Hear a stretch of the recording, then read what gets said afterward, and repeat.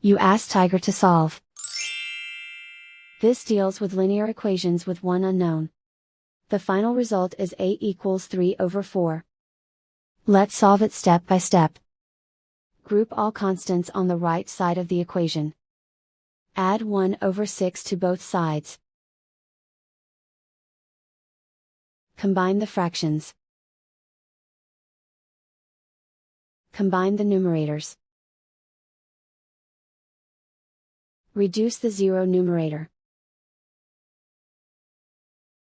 Simplify the arithmetic. Find the lowest common denominator. Multiply the denominators. Multiply the numerators. Combine the fractions. Combine the numerators. Find the greatest common factor of the numerator and denominator. Factor out and cancel the greatest common factor. Isolate the a. Multiply both sides by inverse fraction 3/2. Group like terms.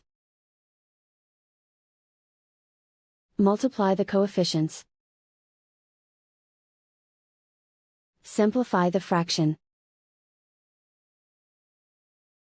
Multiply the fractions.